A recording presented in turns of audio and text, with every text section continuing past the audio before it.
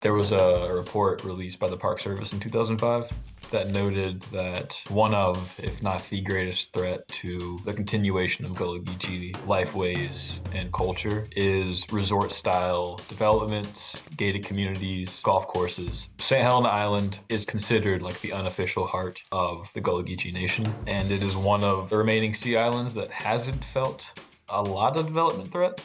The way people support themselves and their families on this island is intimately connected with the environmental health of place. You know, we can't have one without the other. It is so important that we push back against anything that threatens the health of the land and the water there.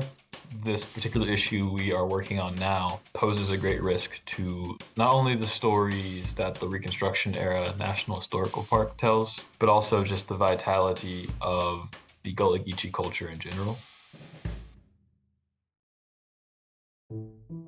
The Gullah Geechee people are descendants of Africans who were enslaved primarily in the Sea Islands along the Atlantic coast of South Carolina. Due to the isolation of these islands and far less oversight from white slaveholders, a rich heritage of African cultural traditions survived and passed down, still being practiced and celebrated by Gullah Geechee descendants today. So you have this culture that was able to retain a lot of the West African traditions in a way that other parts of the country didn't really see as much.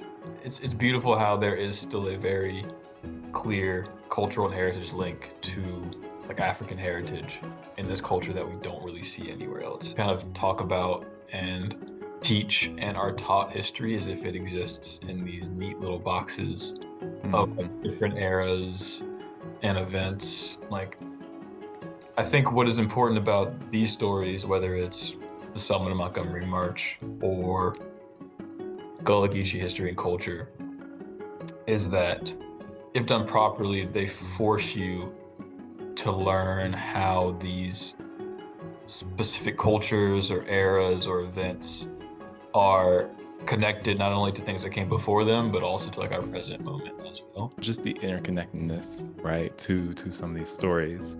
I think Alan Spiracy likes to call it cultural constellations. Cultural constellations, right? Our history is filled with all of these incredible connections. So when I talk about cultural constellations and these sort of hidden or not necessarily well-surfaced connections, and our national parks are full of those.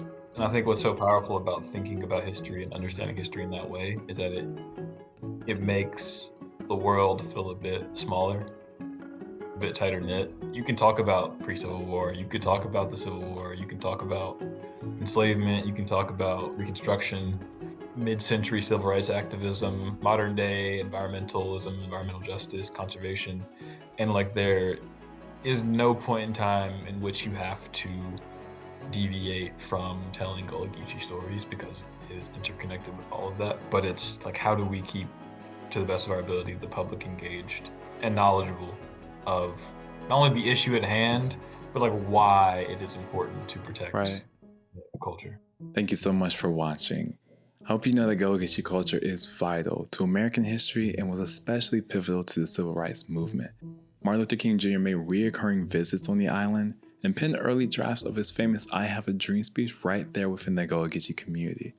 If you want to learn more about the development threat, we also produce a wonderful podcast, so please make sure you engage with this video. It goes a long way in helping support our work. Thank you so much, and we'll catch you in the next one.